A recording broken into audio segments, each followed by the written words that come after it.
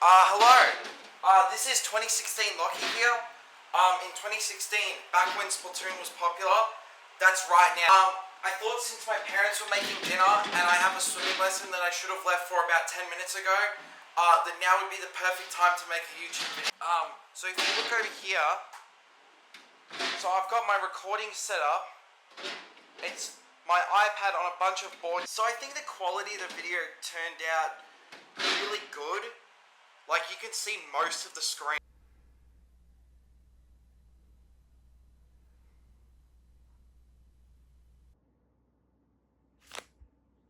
Dear Lachie, in light of the world ending, we would hereby like to inform you that the world is indeed ending. If you have any specific games from your past that you want to review before everything falls apart, then I strongly suggest you do so now to avoid a messy end of the world so we can all die in peace. Sincerely, Mailman Lachie. P.S. Since Splatoon's release 7 years ago, Splatoon 2, the sequel, has since released on the Switch in 2017, selling about 13 million copies worldwide as of March 31st, 2022, making it the 12th best-selling game on the entire system.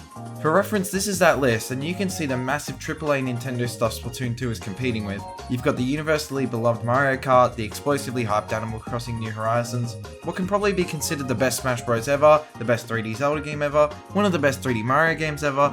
Then of course the bloody 3 sets of Pokemon games are up there because they lace the cartridges with something to keep the kids coming back. This is crazy to me because the Splatoon IP is 7 years old, where all the other franchises on that list have roots going back to at least 2001, except Ring Fit Adventure, which is also a great game that my fat ass still hasn't beat despite owning it since December 2019. But in light of its success, the original Splatoon has been left in the dust, left to rot on the Wii U, the tragic fate of an online game. So Nintendo sucks at online, and I think we all know that at this point, as the company's been criticized before for failing to move ahead with the times, such as during the online first-person/third-person shooter genre boom in popularity that started in the 2000s. Instead of some flashy new online console to compete with PlayStation and Xbox, we got the Wii. And I'm pretty sure the only Wii game that worked well online was Mario Kart. Nintendo itself was not doing very well in general at the time of Splatoon's release, as following the insane success of the Wii, they decided to hone in on that same demographic for their next console, and in November of 2012 launched the Wii U. Nintendo always likes to do their own thing. They strive in gaming experiences in contrast to competitors' aspirations for raw power. However, the console's marketing was confusing to say the least, constantly being referred to as the new controller in its initial unveiling, with a lack of third-party and even first-party support to a certain extent, and it had poor advertising with children. No one wants to listen to children. My parents wouldn't listen to jack shit I said because I already have a Wii, and I had to explain why this new Super Mario Bros. Was different to this new Super Mario Bros. Come E3 2014, when Nintendo finally decided to dive into the online shooter genre, announcing Splatoon for the Wii U. This game looked weird, but weirdly Nintendo. The advertisements later on did not do this game justice because I thought it looked stupid. But this reveal trailer was a great way to introduce us to the world of Splatoon. We immediately see the key mechanic, the ink being shot everywhere, covering the floor, the walls, opponents. It was clear as day this was not your typical shooter, with the game focusing on these quick, action-packed battles of turf control using set ink in tandem with all different kinds of weapons, special abilities, stats, and mechanics of battle. It was essentially a paintball video game, but if you could fire paint assault rifles and swim in the paint. E3 2014 hosted its own demo of an early build of the game, which is extremely bizarre looking back at it now. Even back when the game was using these blocks, some bunnies, robots, strange upstanding squid things, even considering Mario characters at some point, they had the idea that it would be a shooter with ink. Not real guns, not real bullets, just getting splattered with what were basically super soakers. I thought the game was really creative and made everything a lot less gritty without blood and junk. It changed the traditional shooter formula with its main selling point of fast, stealthy movement through all the ink all over the place, this being its main appeal for me. Anchoring down and playing it safe is boring, and I am crazy reckless in most video games and act like a madman, so a mechanic that rewarded this was very appealing to me. As we approach the game's release, I'd like to cover the perception of it in general, as it was so poorly advertised that I wanted nothing to do with it. I loved and was incredibly loyal to Nintendo, which is probably why I did pick up the game in the end, despite my initial hesitance. I'd been asked before the game came out whether or not I'd seen the new Nintendo game coming out, and I just said that it looked f***ing stupid. And there is a lot of reasons why, because Nintendo had this fantastic idea that rupturing eardrums would be the best way to get people to buy their game.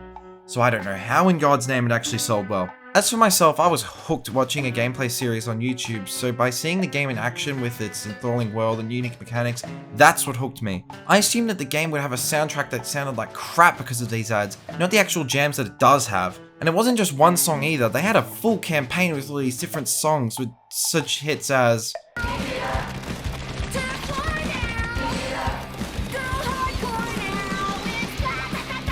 and...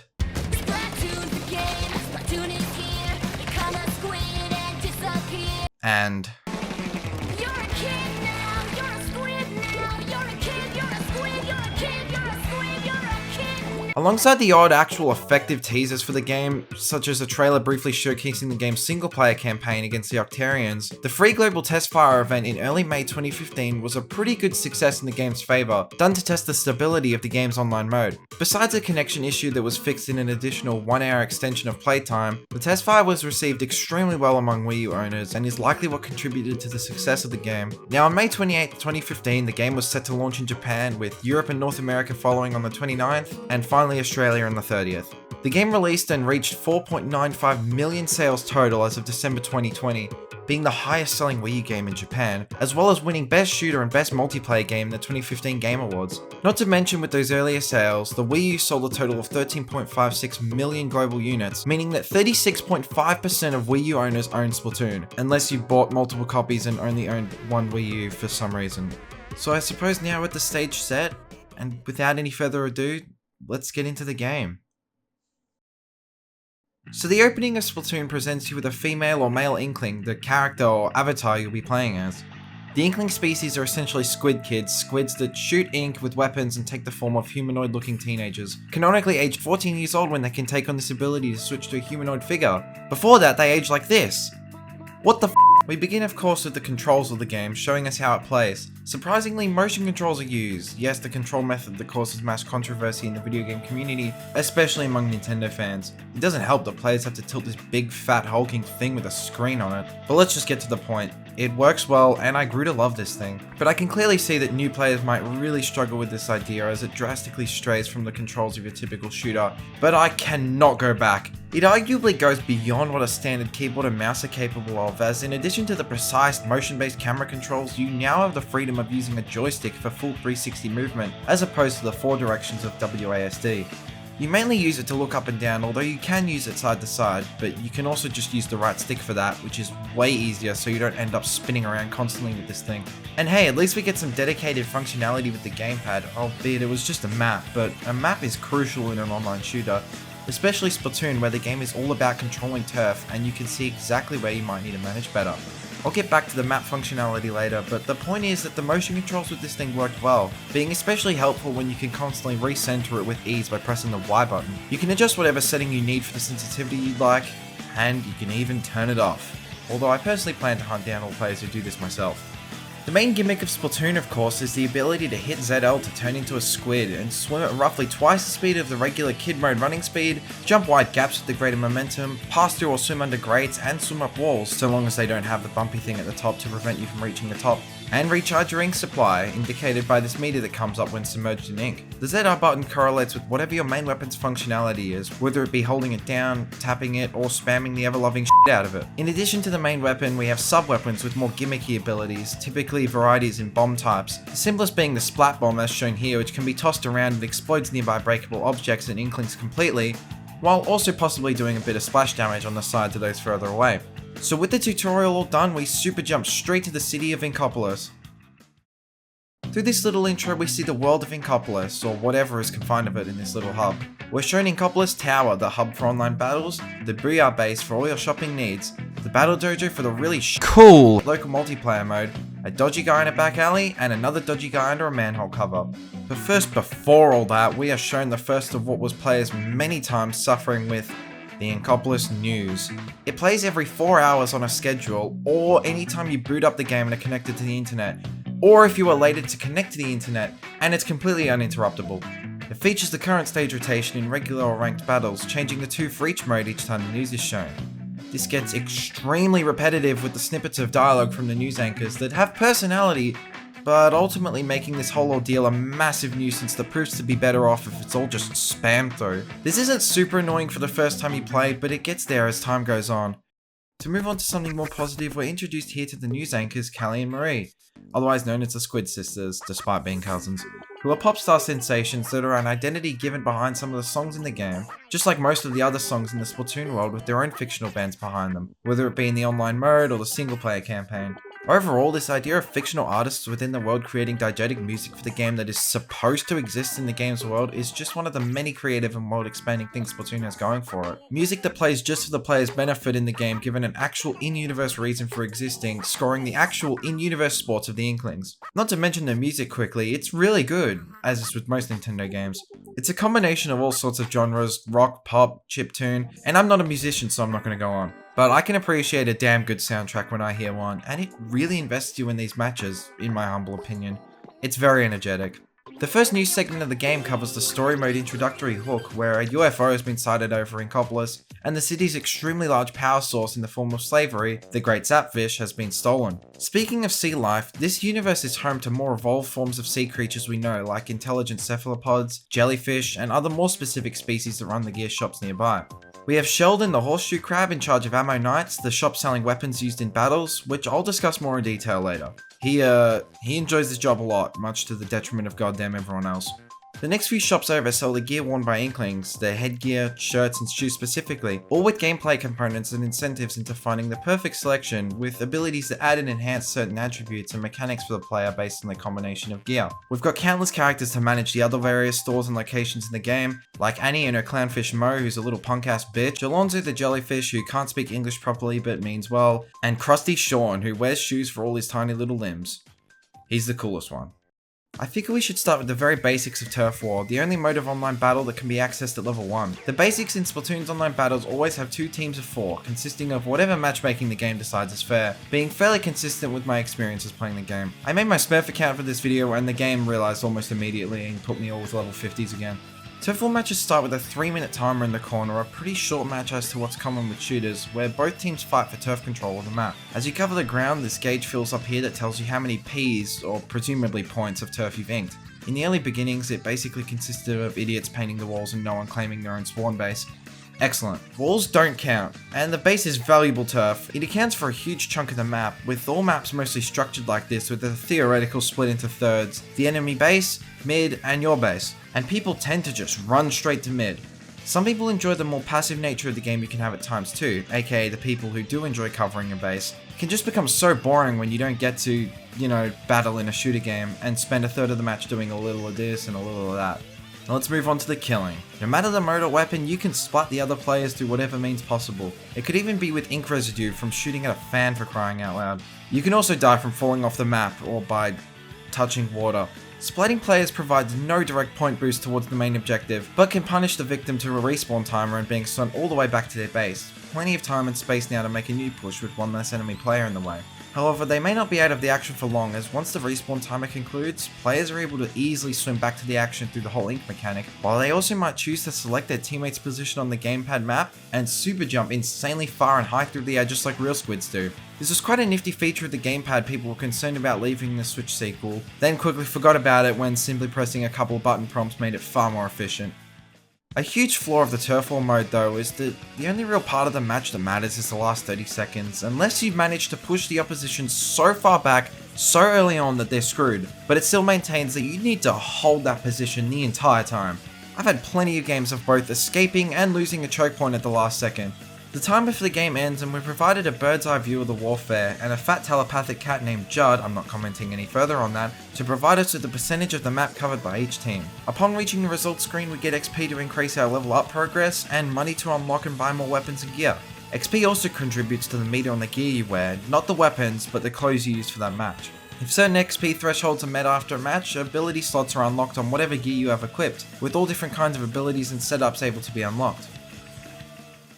After a while of battling, you'll eventually reach level 10 and unlock ranked battles. However, your ranked battles aren't going to be turf wars. In fact, there's no such thing as ranked turf war because turf war is for little babies. It's strange that although turf war is the main mode of Splatoon, we instead have Splat Zones, Tower Control, and Rainmaker all in the one ranked mode selection option that rotates periodically every 4 hours along with the stage rotation. It seems a bit stupid because if you're not in the mood to play Tower Control, then oh boy, you gotta wait 4, possibly 8 hours. Personally, I don't really care that much. I mean, I'll play whatever's on, but it feels a bit exclusionary, not to mention the locking of 2 stages every 4 hours. Damn, that is a long time with only 2 maps. This is also the case with Turf War, but at least they're different maps between Turf War and Ranked. Now, we didn't always have 3 ranked modes. Just after launch on the 2nd of June 2015, we first got Splat Zones. So to start there, all ranked battles begin with a timer of 5 minutes instead of 3, and feature a score counter for each team of some kind. In this instance, it's the amount of time a specific 1 or 2 areas of turf is held by each team, where the counter from 100 counts down towards a potential 0, thus ending in a knockout victory for that team, where if neither counter is finished by the 5 minutes, the lowest number wins. Once the match ends, you'll either lose or gain some random amount of points for your rank that seems super complicated and specific to understand, and once you reach 100 points collectively across any ranked modes, you will rank up. 1 rank total, each mode contributing to that same rank. The lowest rank beginning at C-, and the highest obviously being A+, just kidding, it's S+, because of course it is. Unfortunately for skilled players, you can't skip ranks no matter how consistently well you may do. So if you start from the bottom, you do need to brutally work your way up through all the chumps who will drag you down. It sorta makes sense why you can't skip ranks in this game, because no one had played the game before, so everyone started out equally crap. But if you made a new account, this was a problem, and you would rank up pretty slowly. Overlooked stuff like this is scattered all across the game due to it being Nintendo's first official foray into a dedicated online game, the beginnings of a brand new IP, and only being granted a smallish budget and development time, evident in other areas such as the inability to change gear loadouts just before each match. Rather, the game forces you to have to back out of the lobby you're in and change, and then begin searching again. Now back to Splat Zones, each zone control is determined by a majority of a team's ink color of the zone, and then a magical color lock-in sort of thing that starts the timer that starts ticking down until the other team disrupts it again by painting over it. Splat Zones can be a little intense and fairly repetitive as you're all crammed in the one spot of the map. It's just a version of Turf War where yes, you don't have to ink the stupid base, but you also just stay at one point on the map the whole time, which is a bad thing in a game where its selling point is its unique mobility. At least it heavily encourages painting as it's another main gimmick of Splatoon, and the lack of mobility is something the other ranked modes discourage more so progressively as we go forward in updates. Another grievance I have with this mode is that in the stages that use 2 Splat Zones, some are so far apart and so clearly favouring one team each, that so often there will just be a deadlock of one team having one zone and the other having theirs. The teams end up being spread so thin that the round will flip-flop constantly depending on who snuck around where and just how quickly they get caught. So again, nothing happens. Splatoon had a nice thing going with updates, adding free DLC to the game with new weapons, maps and modes for the game's active lifespan. A nice way to keep players interested as there was stuff being frequently added to the game. Also, there was barely anything at launch, so I'm assuming the developers just wanted more stuff in the game. On the 2nd of July 2015, we saw the introduction of the first additional ranked mode, Tower Control. It's okay. Probably my least favourite mode here. Tower Control of course uses the same ranked scoring system of a counter from 100 to 0, but this time determined by how far the tower is moved towards the opposing team's base, where if you move 100% of the way, the game ends instantly with a knockout victory. To move the tower, you have to stand on top of it, and with the more players on top, the faster it moves, except that makes you a bigger target. It's just kinda slow and, well, frankly crap for the person who is stuck riding the tower. It follows a strict path and can just take ages to make all your progress back to after you lose control of it, and it starts heading the other way. A benefit to the slow pace is that knockouts are not super easy to get, and take proper strategy and coordination to manage the objective for a longer period of time, unlike other ranked modes where you can get wiped out super quickly with the loss of one fight. Speaking of losing the game after one fight, lastly we have my personal favourite mode, Rainmaker, added on the 15th of August 2015. Even the name sounds cool. The other 2 ranked modes are the usual kind of terrain control and objective movement games, whereas this one has a freaking dragon fish weapon to slam down on a podium. The design is based off the Japanese Sachi Hoko, a tiger carp amalgam in Japanese folklore which commonly decorates temples and castles, and is believed to bring rain to protect these, commonly wood, structures from fire, hence the name Rainmaker. It shoots giant tornadoes. So the game starts with the Rainmaker in a giant bubble at the center of the map, where whichever team shoots it at the most will eventually make it burst, setting off an explosion that'll kill any opponents nearby. One player can grab the Rainmaker, a super heavy weapon that does slow the holder down quite drastically in both swim and run speed. Only one player can hold the Rainmaker obviously, that player cannot wield any other weapons besides the Rainmaker, and you can't drop it unless you die. What this mode wins, especially against others, is that because you get complete freedom to bring the Rainmaker wherever you want on the map, it feels as though the battle isn't being entirely centralized to just the middle of the map, or at one specific point on one specific part of the enemy's base. Moving the Rainmaker toward the enemy base will decrease the distance counter at the top of the screen, meaning at the end of the game you will score more points as you traverse further into enemy territory. The person carrying the Rainmaker will also emit a huge bright glow to place a target on their back. Once the person with the Rainmaker is splattered, the Rainmaker will take a second to form back into its bubble, where this bubble can actually do damage to players if they simply jump at it or happen to get caught between it and a wall at unfortunate moments. If the player with the Rainmaker happens to fall into water or off the map in general, the Rainmaker will reset into its bubble once more at whatever ledge the holder fell off. However, if this kind of fall or death happens to be in the Rainmaker holder's own territory, their half of the map, the Rainmaker will reset back at the center of the stage, its original position, acting as a kind of reset if you're getting absolutely cornered and pressured to get the Rainmaker out of your base. By far, this is the most interesting ranked mode and has the most strategy going on around the main gimmick, and would easily have to be my favorite for that. Now, online games are pretty boring alone, so why not ensure you can play with your friends too? In my opinion, Splatoon handles this quite poorly in the Turf War mode. The way it works is that you have to first add anyone you want to join onto your friends list, which is fine, so then you select the Join Friends option on the menu and can only join them once they're in a lobby. Why? Why can't I just party up with them and join at the same time? What always happens in Splatoon games is that you go to join a friend as they join a match, but you probably won't make it in time for the first match because it will fill up too quickly. What there should be is a party system in place where you group up and then join together. The dumbest part by far is that once you actually do start playing together, you're not guaranteed to be on the same team. You're not even more likely to be on the same team, it will randomly place you on either team depending on the room's matchmaking choices. I can get the interest of wanting to play against your friend, and I even enjoy it sometimes. However, I think the main appeal of playing with friends is indeed to play with them. There's a dedicated private battle mode though, you can play against them if you feel like it anyway. I guess this is all a kind of remnant of the game's humble beginnings, but the fact that you can't change weapons between matches while staying in the same lobby is infuriating with Turf War matches with friends, because you have to leave, change your loadout, then join back to your friend whose match has probably already started again, and you have to wait again for the whole match. All I'm saying is that none of this has to be so complicated, and even Nintendo knows it because they've implemented parties in countless other modes across Splatoon 1 and 2. In Splatoon 1, this is through Squad Battle. In Squad Battle, introduced alongside Private Battle in a major update to the game, you choose to form a duo, trio, or quad squad consisting of 2, 3, and 4 members respectively. And yes, this mode does affect your rank too. I do believe if you go in with a tri-squad, then the game attempts to put you with other tri-squads, but they are far less common as they are much riskier. As for the other squad sizes, it was great fun. If you're a duo squad, you get paired with another duo squad and then take on a team of 4, same as any ranked match with a 4v4. Turf War should take notes from this party system, where in between rounds you could change your gear, then press ready, and then you would begin the matchmaking process. So that should be it for the modes.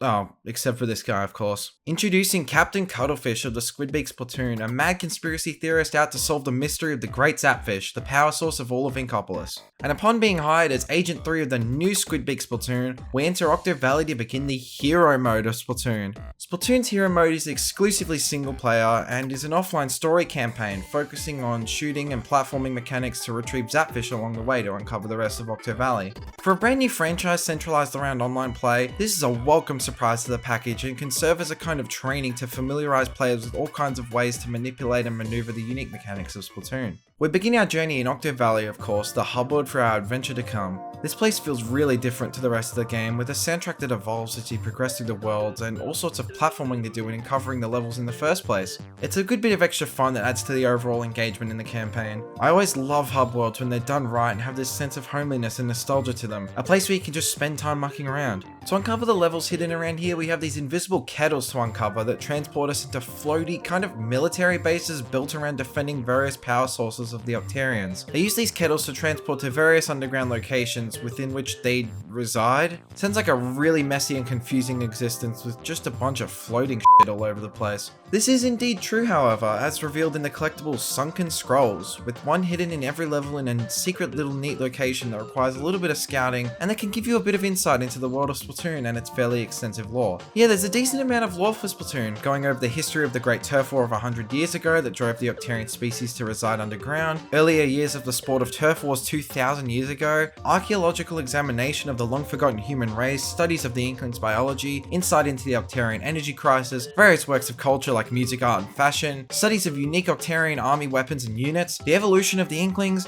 even the story of the telepathic cat Judd being cryogenically sealed away 10,000 years ago by his human owner.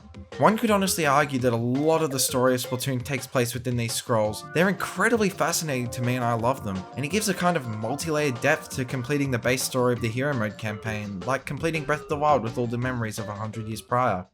The levels themselves have weird but absolute jams for their accompanying music, where the levels themselves grow in difficulty as the campaign progresses, with enemies to kill, specials to grab, and all sorts of gimmicks to test out and have fun with. You're limited to only using the hero shot, an automatic shooter that is as basic as it gets, but have the chance to upgrade your weapon and unlock and enhance bombs and ink efficiency back at the hub world using power eggs collected from enemies. The stages are often likened to Mario Galaxy in the floatiness of the levels, and has pretty decent level design, but I can definitely see this mode not exactly being everyone's thing due to this nature. The levels can get a little bit on the repetitive side at times with killing similar arrangements of enemies all the time, but I believe this mode is a novel enough concept in addition for a brand new shooter game that introduces enough new and fun ideas consistently to be considered a pretty fun time. And this isn't even to mention the bosses, which are also pretty great. With more dynamic soundtracks to score the 3 stages of each boss, you'll have to take down 4 piloted great Octo weapons across the campaign, which all take advantage of the unique mechanics of Splatoon quite well, teaching fundamentals of the game in the process. You've got one where you need to scale a giant face-planting cube, one requiring you to take cover and circle the boss, one where you need to cover the floor to sink a giant spinning monstrosity, and a scary-ass shark that attempts to eat you where you have to shoot out enough teeth in his bite attack to be able to time a bomb throw through the gaps you've created. And none of them directly tell you the solutions, although I just did. They just give enough cues to help you figure it out for yourself. But all this doesn't account for the end of the campaign. The mysterious Agents 1 and 2 have coached you along as Captain Cattlefish disappeared to a weird grumbly force of evil at the end of the 4th boss. And now it's time to face the Octobot King, the final confrontation that builds as you ascend the craziness of Sector 5 of Octo Valley and launch yourself atop the UFO to enter the final level. We find Cuttlefish captured at the hands of DJ Octavio, oddly similar to an Octoling-like figure from the captain's past. And this is one heck of a fight, doing away with Nintendo's traditional 3 stages of difficulty as Octavio presents you with 5, and it's a long crawl to the end through his lair of nonsense. It's here where you deploy everything you've learned, various level gimmicks like fans, ink gushers, ink lines and sponges, special weapons to use and evade, different enemy types being dropped on you to deal with. It's all here in a long and triumphant battle to shoot Octavio's mechanical fist back at him 3 times, while juggling all of his and the environment's obstacles, and then finally a giant missile-like weapon to shoot back to finish off each phase that will then have you move on to another section of the field. As you approach the end, it's revealed that Agents 1 and 2 are indeed the Squid sisters, the popstar news reporters that use their infamous song, Calamari Incantation, to stun Octavio into absolute rave mode, and of course to score your final intense battle. Dodging and weaving around killer whales on a thin strip of land to approach closer proves to be the winning strategy as you finally destroy Octavio, ending his capture of the Great Zapfish and thus concluding Splatoon's Hero Mode. This is one of my favourite final bosses in any Nintendo game. It's difficult, intense, and works everything you've learnt into one epic fight in a way that only Splatoon could. Of course, using your mobility across the ink and environment blended in perfectly with intense combat to take down Octavio. And that's pretty much the end of the Hero Mode. I personally really enjoyed it to round out the package of Splatoon with some great offline content just for something different, and all the little hints of lore are just a load of fun. Octavio is also just kind of stuck in a snow globe now, doesn't really seem like a very permanent way to hold. Now we're right back into the swing of things for the meat of Splatoon, and it's time for the big stuff. The weapons. Splatoon gives you weapon kits consisting of a main, sub, and special weapon, so of course we're starting with the mains, of which there are several classes. First we have the typical automatic shooter class, a subdivision within the shooter class, which includes weapons that fire a consistent stream of ink outwards while holding ZR, with anywhere from short to long range, with most being somewhere in the middle. The Splattershot Junior may be your beginning weapon, but it's good at painting and okay at killing at close range with a bit of inaccuracy. The Splattershot unlocked at level 2 is the most typical representation of a shooter you can find. We have a diverse scope of other standouts that all vary in range, fire rate, and spread. We of course have the End Zapper as an iconic shooter as probably the only kind of crossover content in the Splatoon world, of course representing the NES Zapper used for Duck Hunt. We've got the excessively picked at lower levels Aerospray, a gun with extremely rapid fire and spread, meaning it has excellent turf coverage but very low damage and accuracy, meaning this thing is an absolute painting machine that kills no one. We've got more kill-centric weapons like the mid-range .52 Gal, which, who would have guessed, does 52 damage, resulting in a 2-shot kill with a somewhat sporadic accuracy and low fire rate, but it's still a beast at killing. Next up we have the Roller Claw. This is a nozzle nose. It shoots like this. I don't really like this kind of weapon all that much. It might be a bit more powerful, but it's not for me. There's also another one that is more powerful and slow. These are basically the only semi-automatic shooters. Next up we have the Roller class, and this is the class that made me very interested in the game because it's an idea you'd never see anywhere else. Rollers are used mostly by hitting ZR to flick them, sending out a high damage burst of ink forward at a shorter range than other weapons, but they can also be used to steamroll along the ground to cover turf very efficiently, in addition to squishing players underneath them.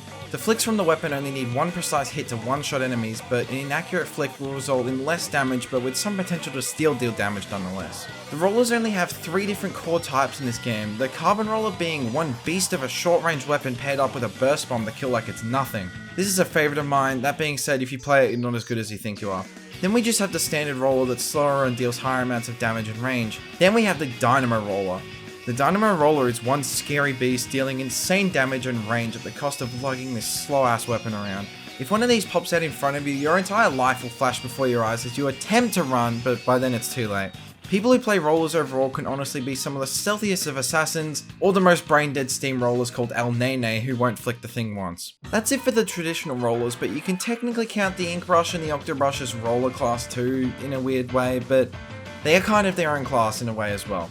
You can flick and roll with the brushes, but the roller is so much faster with insane mobility coming at the loss of damage with their flicks, but they also flick a lot faster than their traditional roller counterparts as a countermeasure. While flicking insanely fast, they also have great mobility, with the ink brush overall being the faster brush with both this and its roll. Now for the charger class, which are essentially the snipers of Splatoon, of which there are scoped and non-scope variants for most of these. Scopes offer a constant zoom in, but a slightly higher range than the non-scope counterparts. Chargers essentially work by holding the fire button for a certain amount of time to, well, charge a single long straight shot, and fire it in a split second to one-shot opponents at full charge at varying ranges and charge times depending on the charger. We have 4 main versions of the charger: the Squiffer, a short-range charger with a short charge time that's more offensively orientated, the standard Splat charger, and the slow, heavy but deadly long-range sniper, the E-Leader. We've also got that weird kid in the corner that eats glue, the Bamboozler that doesn't have a scope version and won't one-shot ever but charges stupidly fast. To circle back to what is technically considered a group of weapons in the shooter class, but act differently enough in my opinion for me to consider them their own class entirely. I wanted to cover the big 3 weapon types the game starts you off with first, but here we have a group of weapons that shoot automatically in a blast of ink, of course diverging in range and strength. These would be the blasters. These things are a bitch and a half to go up against, coming with a very combat-oriented playstyle, as with shots like these, how much turf are you really going to be covering? One critical hit with the initial blast insta-kills, where splash damage in the blast radius can also deal a hefty amount, but will not be a guaranteed kill. Splatoon's community had an infamous hatred for the Lunar Blaster, this short-range little bastard with insane damage that could blow you up in an instant. Then we have the Splatling class, a kind of fusion between a shooter and a charger, charging up a long-range, powerful and focused spray of ink for a certain duration, respective to your charge time. There's the smaller mini Splatling with a fast charge time but with shorter range, the default heavy Splatling, and then the Hydra Splatling, a hulking ink-hungry machine that's slow as hell to charge, but extremely powerful with a very far range. The Slosher would be the first and only weapon class introduced entirely via post-launch updates, and one of the weirdest and most creative weapon types Splatoon can offer, standing beside the roller. This weapon class just chucks ink out of different kinds of buckets. It's friggin' wild, able to toss high damage clumps of ink over walls and onto enemies or just straight into their faces. We've got varying range and damage options of course, but then we have the weirdo sloshing machine, which is using a washing machine as a paint bucket to generate ink blobs with a higher damage corkscrew attack at the cost of a better painting ability. Wow, so that's all the weapons. That kinda took a while. Sub-weapons are mapped to your R button and typically feature some version of a bomb, with some other types thrown in there too for good measure.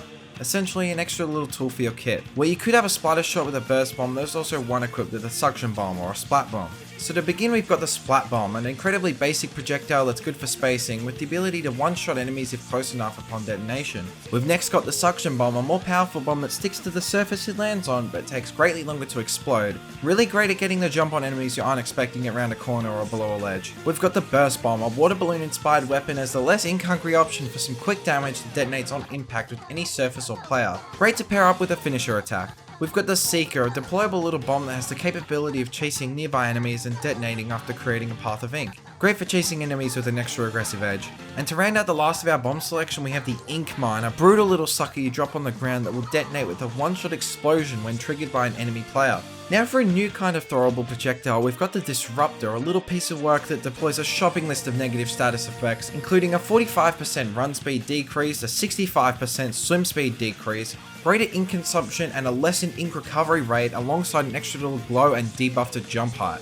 Then we have one that seems kinda lame, the Squid beacon, but it can actually be kind of cool as it deploys a point for you and teammates to super jump to safely, as it can be placed in safer spots instead of you having to land straight into the action with a big fat marker in the open indicating when and where you're landing. Up to 3 are available at a time as well. Going from one substandard sub-weapon to the next, we have the Sprinkler, another throwable projectile that will stick to whatever surface it lands on and just start tossing ink all over the place. Pretty good for keeping ink on the splat zone constantly and annoying enemies in tight places with overhead rain, but it can be broken if shot at or if the user dies. And next up is the point sensor. You throw it and it will track players caught in its blast radius for a short while. It's okay-ish and can be helpful for preventing enemies from escaping.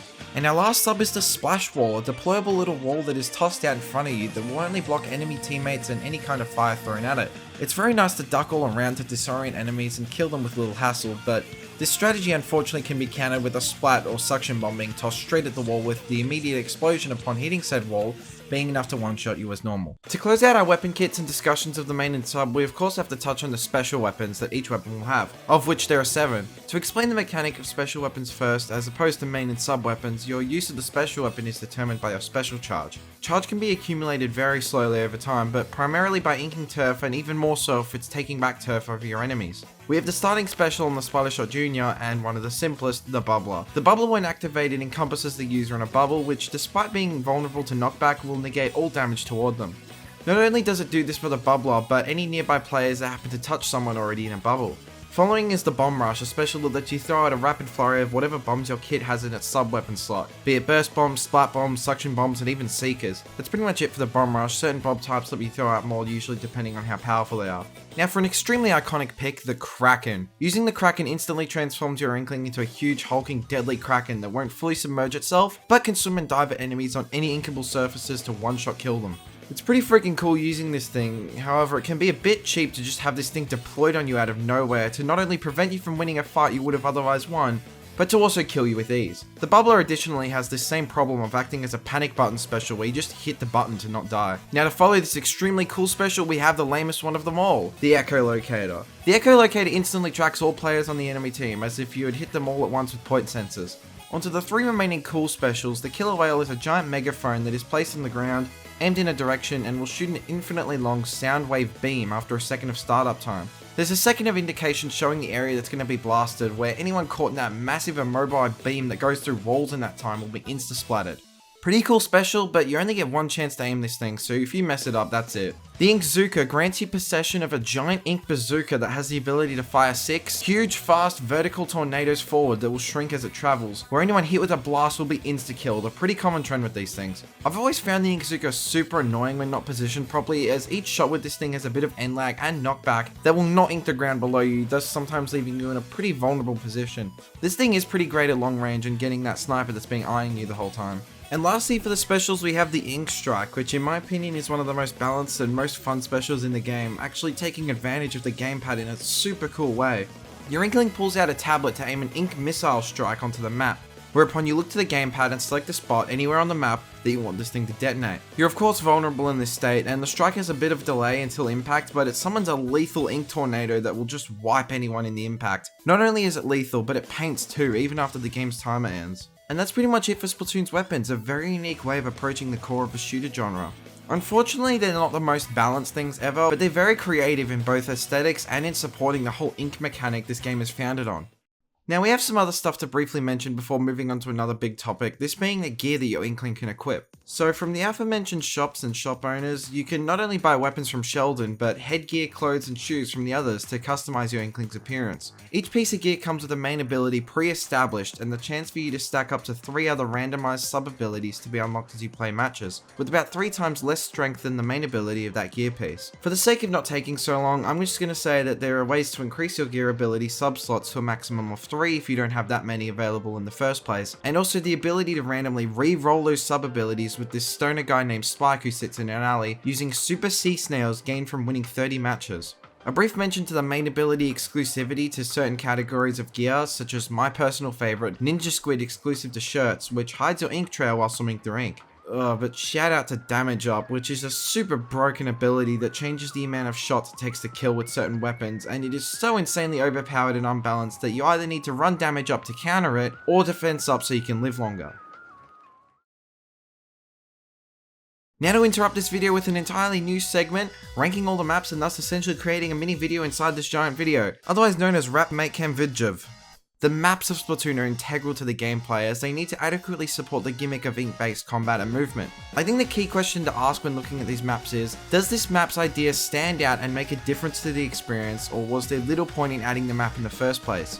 Ideally, a good map will integrate its main idea into the gameplay experience smoothly without being intrusive and annoying to deal with, rather adding something exciting that no other map does in quite the same way. But of course, as with any ranking list, this list reflects my subjective and opinion-based experiences with this game over all my time spent with it. That being said, I've tried my best to consider a lot of discourse I've heard over all these years, but in the end there is barely any mutual consensus on which maps are better than others. So screw it, here is my personal ranking of the maps of Splatoon. Now to start our list right at the bottom, we have Port Mackerel. Port Mackerel takes place to a shipping yard absolutely littered with shipping containers, serving as the primary obstacle as basis for the stage's layout. I'm sorry to say it, but this is one of the most basic maps in the entire game, and it shows in its almost completely flat design with only one level of raised elevation around certain outskirts of the map. These raised outskirts and moving forklifts are the only interesting thing about this map, as I believe the map's only real idea in and of itself is the maze-like layout with narrow corridors that gets spanned with killer whales that block up entire lanes. This map in Splat Zones also has two zones that are f***ing ages away. From one map with essentially no gimmick to one with the most infamous of them all, Salt Spray Rig. Salt Spray Rig features a map design whereupon each half of the map is nearly a mirror image of the other side, which is incredibly frustrating to some because one team will get a right side peeking advantage due to the fact that Inklings hold their weapon to the right more than the left. The mirror gimmick is definitely original, but the stage layout can be rather lackluster with just a bunch of asymmetric junk tossed at the back end of the map, which is a section that's cool in theory but is completely useless in ranked battle and has just too much clutter to be that fun. The rest of the design has narrow and winding pathways, this little fun section at the bottom, and these lifts right here that are pretty cool, but otherwise it's a pretty messy map that I can understand why people like, and definitely why others don't. Moving on, next we have Walleye Warehouse, a stage that is incredibly narrow and straight with a small expansion at mid, but not much, thus having a very limited set of options for movement across the map as a whole. Being themed around a warehouse is kinda cool, but that's not enough to compensate for the fact that this map is tight, cramped, and very linear. This map overall ends up being a toss-up on whether you'll have a fun time cornering the other team, or being caged in your own base yourself. Taking on the appearance of a quarry, Piranha Pit comes in due to its large flat middle section of the map, which is just quite boring to be frank. The conveyor belts seem interesting at first, but are kinda superfluous, giving you a minor boost of speed or resistance depending on the direction you move on them. This is also the biggest map in the game, not only due to its large and open center, but all sorts of outskirts around the sides, which can be fun enough sometimes in Turf War to venture to, but needing to remember to ink them the whole time, away from the action, when no other teammates want to, can be quite frustrating, and in ranked modes they are completely useless stage elements. This map just doesn't add anything all too special for me. Now for one of the most infamous maps in all of the Splatoon series, Moray Towers. Easily identifiable by its massive emphasis on steep heights and drops, Moray Towers features two large opposing towers that meet in a valley at the center. No other map in the game shares such an extreme design philosophy quite like Moray, and it sure is unique for it. Too bad it's also a bitch to navigate at times, as crossing between towers can be a nightmare due to the mere existence of the E-leader with its insane range. Snipers just dominate this map due to the extreme difficulty of crossing over the rather cramped pit of mid, but once you get around that fact, there are all sorts of fun ways to climb the towers of the enemy in Turf War, just too bad you won't be seeing much of this appeal in Splat Zones or Tower Control. Urchin Underpass, the main map of Splatoon taking place under a highway, a staple of the game featured on the box art, the first of the online maps visited in story mode, and the first map shown in the 2014 reveal of the game. Urchin Underpass is the map of Splatoon 1. And yeah, it definitely is a map. It's not the worst map, not the best either, just pretty basic, but not super bland either. I like this little section off the side for each base, and I like the unique layout of mid with this small underway in the middle with a bridge to jump the gap. With grades to pass through, walls to climb on, and ramps aplenty, this map teaches all the basics, not to mention being encased around these walls as one of the only 4 maps to prevent falling off the map altogether. Following this we have Arawan and Mole, and I have to say a very aesthetically pleasing map, nice water features, ramps, a nice open roof of the place, and plenty of places to duck in and all around. The only thing preventing me from putting this map higher are the abundance of sniper perches way up high to just get murdered from, and the small lackluster mid with all these ramps, grates, and water parts. Overall though, not the worst map in the game. This one is strange to me because I absolutely hated this map from the start, but it's grown on me just a little bit because of all the options you have to move around the map. I think I just hated it so much because I love Rainmaker, and this map isn't very good for Rainmaker. Hammerhead Bridge, the map based on a bridge under construction. Not only do we have the main bridge, but another bridge atop this bridge made completely out of grates. This graded bridge is where a large source of my frustrations come from because you can just slip through it and have to run across the whole thing. The map has other passageways and neat little crevices all around and under the bridge, but the giant bridge I saw in the middle of the map can feel a little grating, making this map as a whole feel a bit cluttered and chaotic overall. Next up we have Camp Triggerfish, a map that is, who would have guessed, over some campgrounds. It's a pretty cool level theme with a very interesting layout with no actual set mid of the map where both teams converge and fight it out. The only real way to meet up with other players is for someone to cross over this netted bridge section and infiltrate the enemy base, practically next to their respawn point. And you can't access your own part right next to your base, you have to go all around to the other teams. That is until there's 1 minute remaining and the floodgates drop, lowering the inkable walls to grant access to your own side. It's fairly confusing to explain, but it's a pretty decent level idea. The reason this map is only at the halfway point of the list is because of the whole isolated nature of this map. It can be a little weird and not filled with a whole lot of action for close range weapon use. You have to be in the right mood for this one. Up next is Blackbelly Skate Park, a map that due to its theme features a lot of sloped inclines just all over the place. Blackbelly is a small map with a large tower reigning over the middle with these two steep ramps to climb up to the top, with these half-pipe sections on the side and a neat little base with all sorts of weird forms and ramps. These kinds of slopes can be a bit difficult to navigate at times, and the map is the smallest in the entire game, putting it a decent place overall on the list. Now into the really solid ones, and what might be considered a bit of an odd pick for so high up, Bluefin Depot. I can definitely see why people might struggle with this one, but this is a really interesting stage gimmick to me. It has a similar idea to Camp Triggerfish with its whole split mid design, but it's vertically split in the middle instead of horizontally, meaning both teams do meet in the middle, but in two pieces of the middle. These dips in the center are of decent size too, and then the climbs out of them and all around back to the base is fun as well. I just enjoy this map for what it is, a little bit cramped, sure, but it doesn't feel all too cluttered like some other maps can.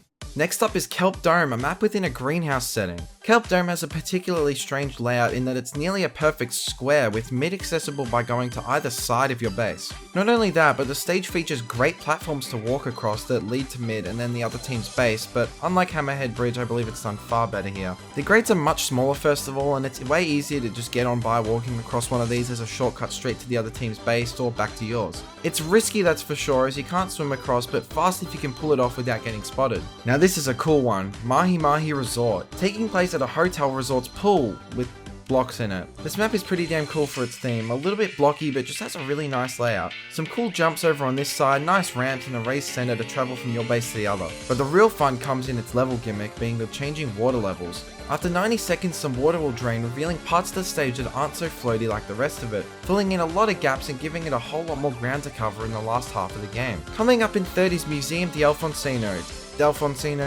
whatever. This map has a lot of spinning and moving parts to it that just go around, not just the center platform but the walls and the bases too. We've got a drop to the middle with a towering center, huge panels that rotate around, and a climb up to the bases in Rainmaker, which is a lot of fun to me, making all sorts of crazy jumps and maneuvers all around the stage's moving parts. It's just a fun map with a well executed gimmick that doesn't get all too much in the way.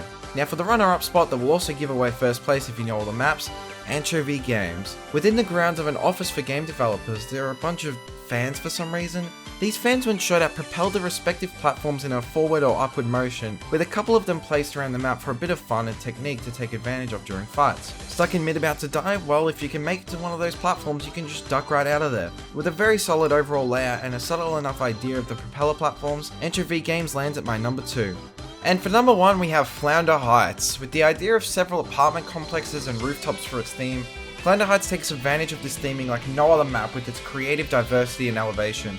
The map features at its center a raised middle section with a bridge interconnecting two buildings, with a path running under said bridge to the two lower chasms of each team's half. The first example of many of how many movement options are available all over this map. The bases have a raised up area with some nice cover for snipers, with the possibility of being flanked from the left, but not without its own challenge to do so. Over on the right, this passageway spits you out into this chasm, where this whole valley-like area has mid's tower wall running all across it, with the whole thing being climbable. This level feels like an absolute playground. Turf wall, Rainmaker and Splat Zones especially all feel so unique in this map. Rainmaker will have you scrambling up the walls of all the buildings all over the place or trying to push the objective back up the ramps. Splat Zones 2 has you battling over the bridge in the center where players will just be popping up from who knows where in order to take the zone, down from below, from behind. This map is a blast and easily earns my #1 favorite in the entire game. Overall, Splatoon's maps really stand out in so many ways, good and bad. They have a lot of personality, each and every one of them, and all have a great reason to have been conceived in the first place. Some turned out great, and some turned out just meh or even borderline unplayable, but the fun and effort and diversity is all there, and that's why it's great that you guys' list will probably be at least a tiny bit different to mine, because there's so much to love with the map design of Splatoon. Whoa, okay, we're back out of that epic rap and make Vidjov segment now, and I think it's about time we start wrapping things up. To mention a few little things quickly, we have the Battle Dojo to cover first. This is the only means to local multiplayer in Splatoon, and frankly it isn't that fun. Maybe for kids to piss around in for like a couple of rounds. You compete in a 1v1 not to kill each other, but to pop balloons as the main objective. There are random special cannons everywhere that give you something, sometimes not even a special though, just like a super jump or something. One player fully uses the gamepad to see, and the other uses the TV with the Pro Controller being required. Huge problem on both ends. The gamepad player has a tiny ass screen that they are literally moving around to control the game, and the TV player has a Pro Controller with no motion controls. You can actually use motion controls if you sync a Wii Remote up to the console with this weird ass combination of buttons that is actually reflected here in the sunken scroll by little orange highlights where they've haphazardly strapped the Wii Remote onto the Pro Controller. I don't know man, this sure is a mode that exists in this game. Moving on, we have this cool little feature on the gamepad that allows you to play arcade mini games while waiting in the lobby for matches. These are really cool, a platforming game, a volleyball game, a racing game, and a rhythm game. Or you can just use it as a music player while waiting in the lobby. Oh yeah, you can also unlock the latter 3 if you have the Splatoon amiibo. These little guys are actually really cool. You scan one and unlock a bunch of revised story mode levels that use different hero weapons, with the Inkling Girl granting hero charger missions, the Inkling Boy granting hero roller missions, and the Inkling Squid providing limited ink challenges or unlimited Kraken challenges. These are such fun little bonuses where if you completed a row of challenges, you would unlock a piece of gear unique to these amiibo, or their respective weapon replica to use in online matches, or the hero shot replica in the case of the Squid, or one of the aforementioned arcade minigames to play on this little arcade cabinet or on the gamepad while in online lobbies. People complained about content being locked behind what's essentially a paywall. I for one really liked getting Splatoon figures that looked nice and were functional in a pretty harmless way, but I suppose people don't want to spend $20 a pop on a set of challenges 3 separate times and don't want to feel left out if they don't do so. The last of the amiibo they released were Callie and Marie, the Squid sisters, and these ones genuinely did f*** all. You got access to listen to a solo song depending on the Squid sister you tapped into the game, which is just available on YouTube, and to view various performances of some select other songs of the Squid sisters under the night sky and decorations of Inkopolis Plaza during Splatfests, the final destination of our Splatoon retrospective leading us to the end of an era. From the very release of Splatoon, players were aware of an approaching monthly event called Splatfest, wherein players would choose a team from 2 options dependent on a specific theme: Pop vs Rock, Cat vs Dogs, I'd rather travel the world or I'd rather go to space, age-old questions that needed answering. We had some really cool ones thrown in there like Pokemon Red vs Blue, Transformers Autobots vs Decepticons, and SpongeBob vs Patrick, all taking place from early July 2015 to late July 2016, finally culminating in an ultimate Callie vs Marie Splatfest. Splatfests were regional events across Europe and Oceania, North America, and Japan, all with their own separate themes that usually ran for 24 hours and would just delete ranked battles for the duration of the Splatfest, or you could play with Turf Wars. There were also only 3 maps in the rotation the entire time. Players competed to win a ton of Super Sea Snails used for gear enhancement, with the Splatfest titled upgrade that would reflect on how much you participated and determine your overall reward, with any players on the winning team having their earnings increased by the end of the event. The winning team would have to dominate in the popularity and win percentage, where the percentages would be translated directly to points, and the win percentage being multiplied in some way. As time went on, it went from times 2 to times 4 to eventually times 6 permanently. Then as we reached the end, the final Splatfest was announced a month in advance to be Callie vs Marie, starting on July 24th, 2016, with the epic finale of Splatoon coming to a close with Team Marie winning out a victory over Team Callie. As some of you might know, I got my start on YouTube with Splatoon. If it weren't for this game, I wouldn't be here doing any of this. I had a period in my life where I was embarrassed of that fact, but I loved this game. And I still do love this game, but I missed my chance to truly reflect on what it did for me. Part of me wanted to do this video for a long time, but I'm kinda glad it took me this long to do it justice.